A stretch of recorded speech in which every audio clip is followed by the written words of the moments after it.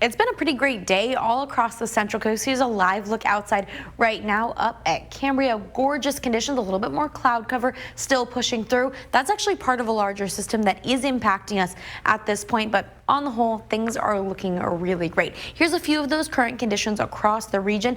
Almost 70 degrees for many of our communities, including San Luis Obispo, Santa Maria, and Vandenberg. A little bit warmer in Paso Robles right now at 77. They climbed close to the 80s today, so pretty similar to yesterday.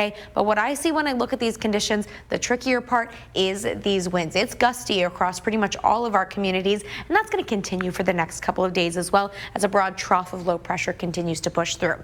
Here's a quick look at those wind gusts across many of our communities along our south coast, about 16 miles an hour right now along the Gaviota coastline. Tonight, I am expecting another sundowner wind event. Wind gusts up to about 35 miles an hour. That will keep us below advisory level criteria. But if you're going to be driving along the south coast, still something you're going to notice. 21 miles an hour in Lompoc, 19 in San Luis Obispo, even gusty in those interiors. So it's definitely a windy day out there, but the sunshine definitely making up for it. Then we've got a couple of other concerns. All of these winds are actually being driven in by a passing cold front. Now that cold front is pretty much dissipated at this point, so we're just seeing the remnants of it. Now what we're continuing to see is a little bit more of that rain up in Northern California, but this is that tail end of the cold front that I'm talking about, including a couple of showers. Now I told you guys about this yesterday as a tiny chance for rain. Basically what we're seeing right now is those very small chances still continuing, not just for today, but also for tomorrow as this secondary system kind of makes its way through the region before we've got a nice big high pressure for the weekend. So that's definitely going to be some good news. Looking at our radar right now, mostly clear, pretty much entirely clear. These are just some of those peaks, not real rain going on there.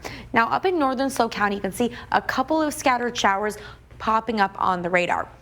Those have since cleared out, but they did have a little bit of time where they did bring some pretty significant rain very briefly into the far most northern portions of San Luis Obispo County. Areas like San Miguel and northern Paso Robles did see a couple of very, very brief showers. I'm talking a couple of raindrops or two, but still something you may have noticed. As we head into the evening, the secondary portion is going to be making its way here. Now, those are also tiny, and I would be surprised if any accumulated, but still there is the chance for a couple more of those scattered showers later on today.